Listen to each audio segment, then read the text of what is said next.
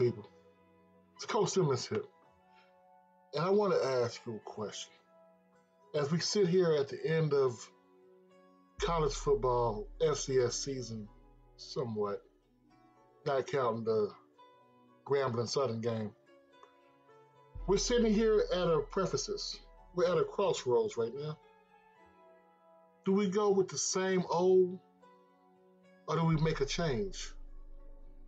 When I say the same old, I mean you probably heard these names before: Bobo Brazil, Jackie Slater, Walter Payton, Steve McNair, Tavares Jackson. You heard these names before. That's the history, that's the foundation. But it seems like some schools, let me refresh that, some people in these chat rooms, on these live channels, they want to live in that era.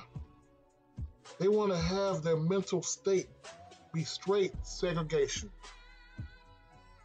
I even heard it before. No disrespect to anybody whose name I don't say, but you've seen it. People want to have, I'm all for a super conference, but to have a conference basically that is a NFL-like structure that does not play any PWIs, only plays 24 of the HBCUs. Now the thing is, that may sound good and dandy. You have the HBCU culture, and you have the bands and everything that comes with that. But without paying other people, do you really want a history lesson right now? I'll give you one. One of the most peaceful places for a long time was Africa. I know Western history has taught you Africa was, savages, right? But see, Africa never fought with anybody else.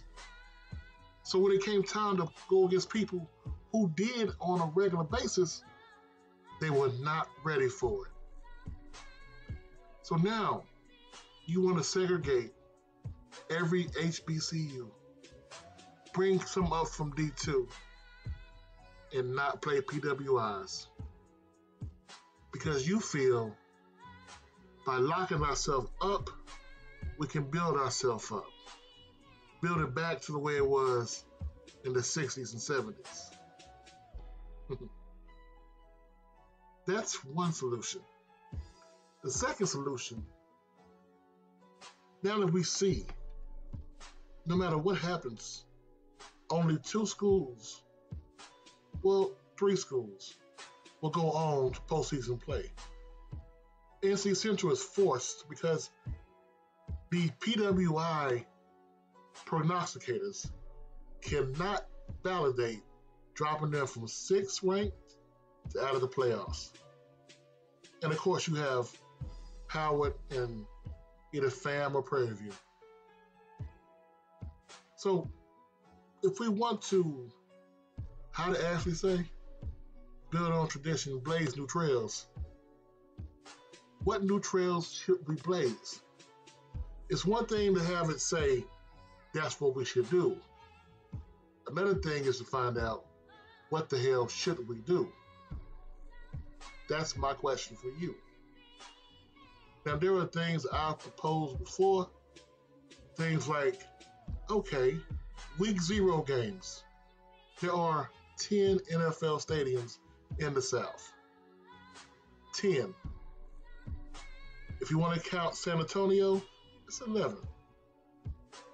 You can have 20 teams on week 0, HBCU. Basically, every D1 HBCU play each other at a neutral site on an NFL stadium. You can do that. You could backdoor it and actually make another bowl game for HBCUs. Do a celebration bowl and whatever. But I think the absence of playing PWIs on an FCS level, that's what I said, is a detriment to HBCU football. Because if you are going to segregate yourself, you are going to have it where not only are you portraying yourself as less than, everybody will see you as less than. We're not scared. Those Bobo Brazils, Jackie Flaters you talk about, the Aeneas Williams you talk about, they never ran from a fight. You try to tell Willie Lanier, the first middle linebacker in the NFL from HBCU, starting, that you're scared to play at PWI. It's Coach Simmons. I'm out.